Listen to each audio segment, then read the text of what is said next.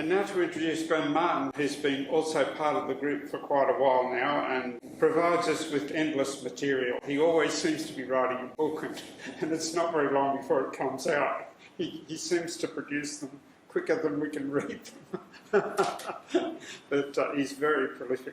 The work is always good quality. It's always a great reflection on life and particularly on some of the really intricate aspects of his mutual relational journey over time and experience. So I will introduce Glenn now, and the books that I have here. Glenn has Its Future you've got available now, is it, Glenn?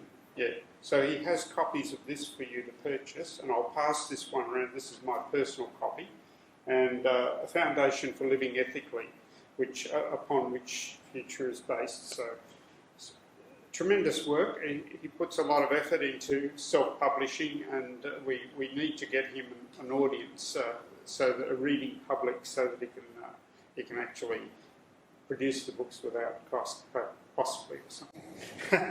So, and I've also got a bit of a write-up on the Foundation for Living Ethically. So I'll pass those around, and I'll hand over to Glenn, and he's going to present some excerpts from his work, as well as some reflections around that. So it'll be a good session.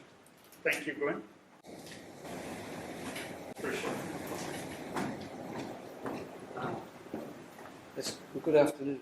I have to wear my glasses because I need to read some bits, which means that you're all soft and fuzzy, which is nice. Thank you for having me, Lindsay, and the group, to speak. I don't speak all that often. I admit to being a writer. I've written 20 books now, mostly over the last 10 years or so. I studied philosophy for 2 years at the University of New South Wales in 1968 and 1969. I did not finish. I left and became a school teacher.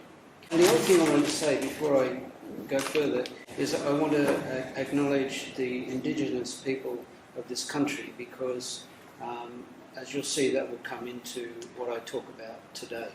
So let me just say something about books.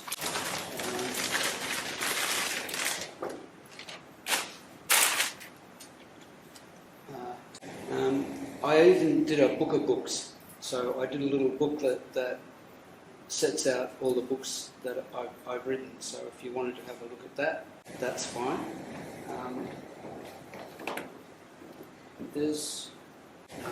I didn't bring copies of, there's a new book which is still happening, which is a small collection of poems, but I've got only a couple of copies of those, so I can bring them up on stage. Yes, I did. So that's 2 copies, and if somebody wants to purchase them, that's fine, but that's all I have. Like I said, that's still happening.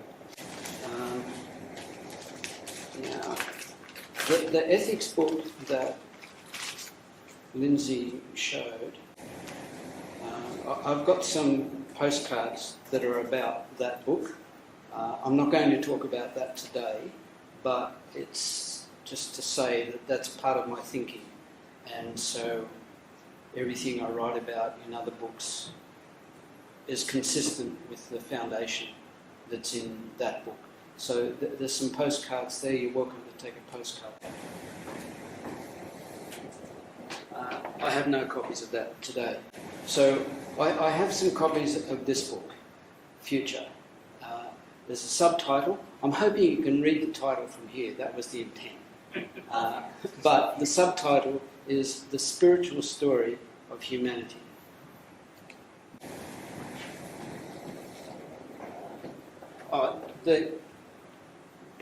The Future book is $20. It's nice and neat. So, where will I start?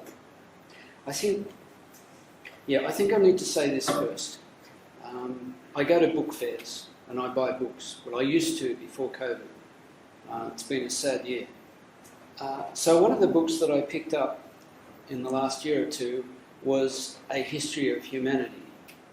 And I thought, well, that's an interesting concept. And I read that, and it was interesting. And then I thought, well, I have a big library at home. I forget who said it, but thanks for the note about you will know them by their libraries. I have a library, and if you went through my library, you'd probably know me. So in my library, I found I had a few other books that were histories of humanity. And one of them is a recent one, which you may have all heard of, called Sapiens, because it's been given a lot of attention. So it's by Yuval Noah Harari, who is an Israeli guy, young, and it's a good book in the sense that he's done his homework, and he gives you a pretty good overview of human history. And I had a few other books as well. So what I started to think about was, where are they coming from? What's the stance? And what do I think of that? Like, I've read a lot of things, and I'm not a philosopher, I'm not an historian, but you know, you go along in life and you pick up a lot of things and you get a general picture. So my interest was, where are they coming from? There has to be some kind of stance behind the writing.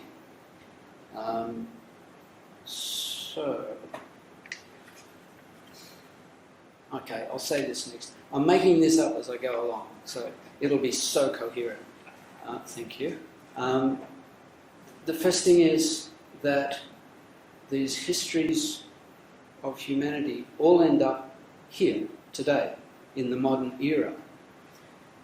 And the writers get excited. They get excited by the whole story of humanity and empires and wars and diseases and invasions, conquests. There's a lot of excitement in that. And they all end up today in the modern age. So they particularly get excited about technology and modern things and our capacity. In fact, Harari ends up calling us almost gods. What an expression. We are almost gods. In that same chapter, he says a few cautionary things about how we could actually all destroy ourselves.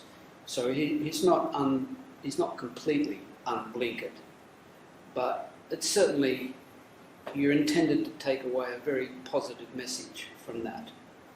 And the other book, one of the other books, was by a guy called Gombrich, who was Austrian, who wrote the book in Austrian or German, I forget, in 1935, which is just amazing because there you are in Austria in 1935, with the shadow of the Hitler years already, and he's writing a story for children. Right? So this history of the world is for children. And so that conditions his perspective a lot. And of course, if you're writing for children, you have to appeal to wonder and that sense of, wow, all of that. But it also colours things in terms of optimism. So his book is really optimistic. Now, that book was written in 1935. It was not translated into English, you might not believe this, until 1995, 95 or 97. That's amazing, because it had its own readership across Europe and was translated into lots of European languages. But in later life, no, I'm sorry about that, Gombrich moved to England in the late 1930s, and he lived there for the rest of his life. Obviously, he wanted to get away from the Nazi shadow.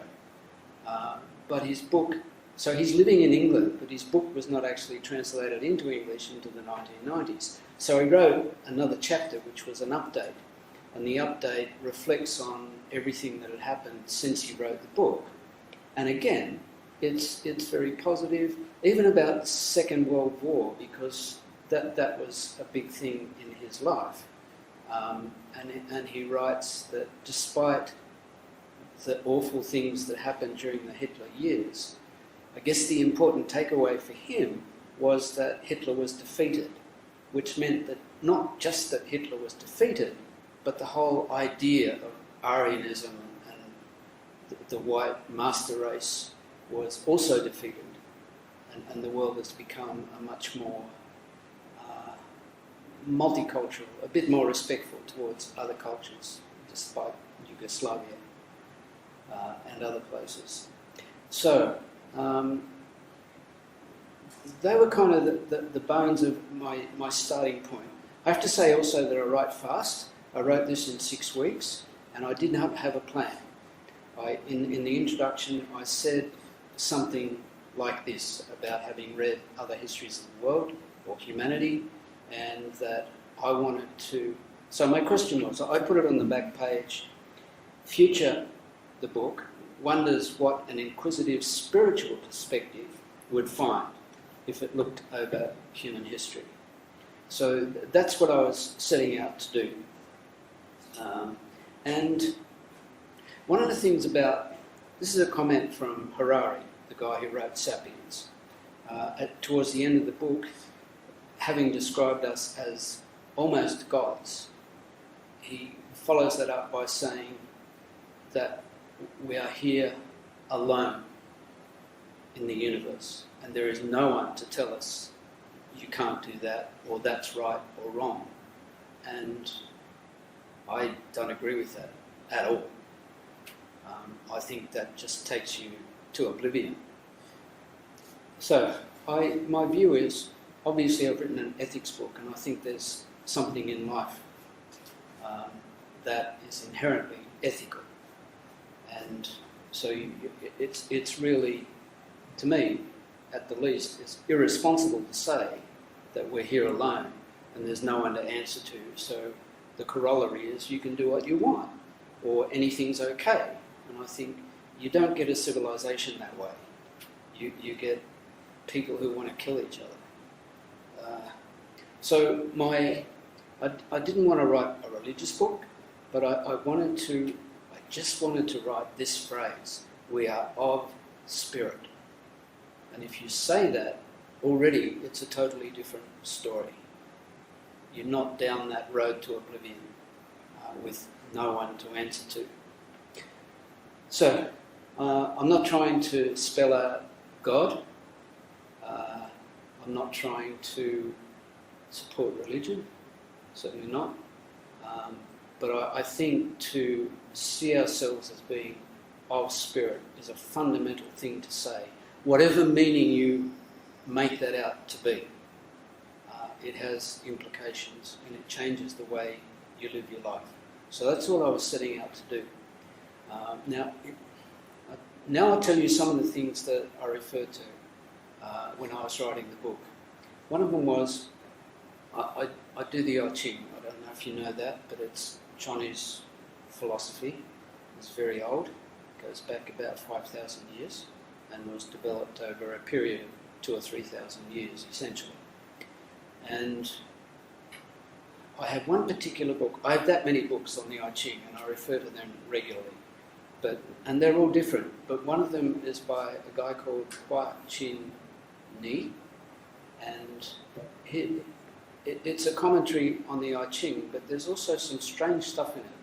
And I was reading on a particular hexagram, and I found this long story that went for about 15 pages. And this is the story. And he doesn't provide you with much more context than I'm going to give you. So it's sometime in the past of humanity, and there are these beings who are located around the world. They're not from here, but they look like humans, and they mingle with the humans, and they seek to offer wisdom and guidance. Right? And then there's this time when the 10 beings meet, and they meet at the sacred mountain in China. So 10 beings, they're at the sacred mountain. They have come together to talk about humanity and the way that it's going.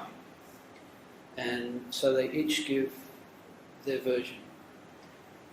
There's a lot of commonality between what the 10 beings say, and essentially it's about two things. It's about the bad things that humans do, and I listed them on the back page, and I've listed them in the book. Our history has featured violence, cruelty, greed, unequal societies, oppression, and today, unregulated economics and unbridled technology. So the 10 beings talk about the failings of humans, and they talk about the role of religion in human societies. And essentially what they're saying about religions are public. They have a public face, they have a catechism, or a set of propositions that say what that religion is, and they have rituals. So that's the public face of religions. And that may be good, but they become, they each tend to say that we are the religion and discount all the others. And they also say, sorry, just getting back on track here. They also say that the essential thing that's insufficient about religion is the personal side. That for the 10 beings, the essence of religion is the personal relationship to the universe, to spirit, or to all that is. That's how they describe it. And as I follow the themes in the book, what I get to is saying, I'm watching the time, I'm trying to. You're right. What I'm trying to get to is this, that it's probably not too hard to write a book or to say something where you set out a solution for humans and say, if only everyone did this, or if only governments did this, or religions did this, everything would be okay, we would be saved. And there are smaller arguments within that we're very familiar with that are about climate change. If only we did this set of things, then everything would be okay. So how do you do that? And the essence of it is you have to impose it. And what the 10 beings are saying, and me, is that that's impossible. The moment you come up with a recommendation for the world, then you have to impose it. And there's your problem. So what if you bravely say, can't do that? And actually what you have to do is sort out the only thing that you have control over, which is you. That's really the essence of the book. Now I'm going to read a couple of passages. Oh, no, one more diversion. So I'm following this line about spirit in the history of humanity, and then this friend of mine says, you should read Graham Hancock. And I think, why should I read Graham Hancock? I've never heard of him. So I get a Graham Hancock book, and it's got a fabulous title called Magicians of the Gods. And I think, do I really want to read that? And I'm expecting all this wacky stuff that's beyond me. And I find him to be a very sensible, methodical, research-based guy. What he's looking at is the ancient monuments, monoliths, buildings, structures, like Stonehenge, like the pyramids, and a dozen other things all around the world, including in Indonesia, things that have only been discovered in the last 20 years, and saying, this is amazing, you know. And the amazing thing is illustrated by Stonehenge anyway, and the pyramids. How come all this stuff lines up with the stars? This is not people who are hunting and gathering.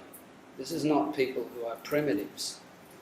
If you build monumental things that we don't actually know how they built yet, and they actually line up with the stars, that is astounding. And that's enough to make you rethink the pathway of humankind. So that's a thread in the book. It's not the whole book, but it's a thread. So I wanted to read just a couple of things from the book.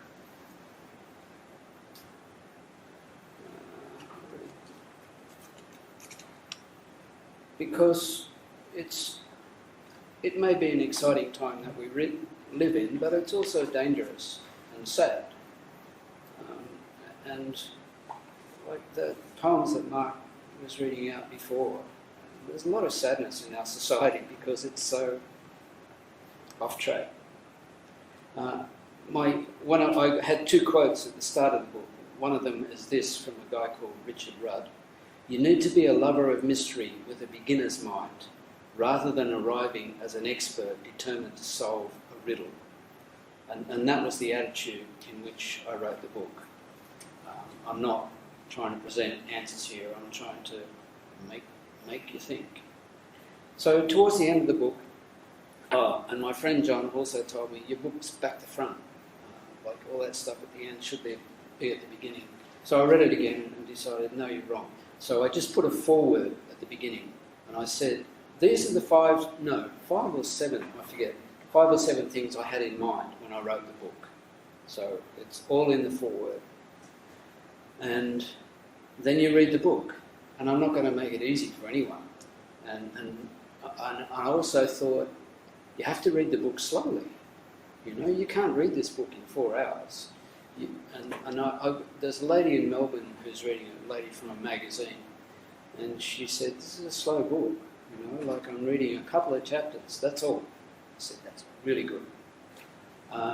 So this is towards the end. Lament for the earth. What about the forests? Without the old reverence, they are at our mercy. We do not exercise mercy. In our rampant onward march, we trample on valleys, plains, mountains, rivers, oceans. We create unnatural waste, and in our laziness and scorn and haplessness, we pour that filth out into the natural expanses. What about the oceans? They heat up under our pressure. They collect our refuse. They turn acidic and punish the fish. What about the animals, the birds and the fish? We always have an answer. We will put them in a museum and shed brief, showy tears when the last ones die. There will be an internet site devoted to them. What about the air? It may carry our poisons, but that is what air conditioners are for. We will have to live inside, but that is okay. We have screens. What about innocence? Better that we be smart and sassy. What about our food? We have answered that too. No land, but there is a hydroponic shed for that. It is, after all, an industrial matter. What about the earth? It is a torrent of calamities, fires, floods, droughts and hurricanes. They are acts of nature. There is nothing we can do. Woe, we know what is wrong.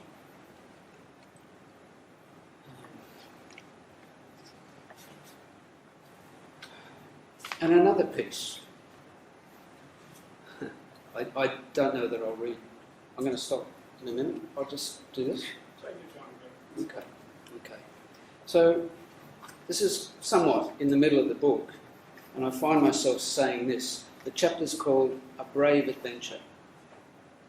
To think about the future, we have to have some idea of the story of it all. What happens in the future is connected in some way to the past, even if the future were to be a cataclysm. We have to be able to see our lives and the lives of all our predecessors as having been worth it in some way. One of the most charming expressions of this sentiment is in a song by the Beach Boys, a song called The Beaks of Eagles, which is part of a longer piece called Californian Saga. It is a rambling soliloquy centred around the life of an eagle that ends with these words: "It is good for man to try all changes, progress and corruption, powers, peace and anguish, not to go down the dinosaur's way until all his capacities have been explored. And it is good for him to know that his needs and nature are no more changed, in fact, in 10,000 years than the beaks of eagles." They actually speak that piece on the album, they don't sing it. To complete the story, I have to say I discovered that the Beach Boys co-opted this entire quote from an American poet called Robinson Jeffers. Jeffers lived from 1887 to 1962, building and living in a stone house in California. His poetry demonstrated a preference for the natural world over what he saw as the negative influence of civilization. He coined the word inhumanism, the belief that humankind is too self-centred and indifferent to the astonishing beauty of things. And it reminds me of Gombrich, who I mentioned earlier, apologetically saying that the blessings of civilization have come at the cost of nature. But I wonder, is Jeffers saying that humankind might end up destroying itself? But from a much wider perspective, that is okay too. It also echoes the conversation of the 10 beings. Humans might learn, but then again, they might not. They might go down the dinosaur's way. And all that we can say is that that might not happen until all our capacities have been explored.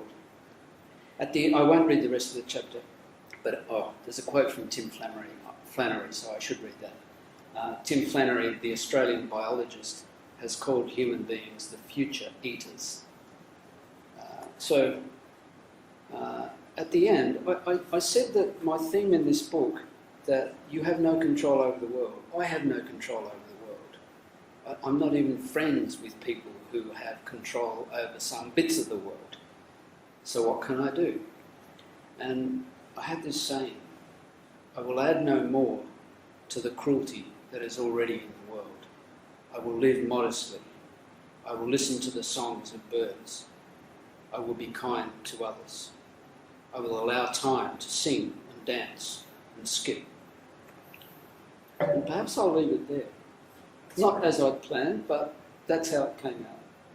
Thank you.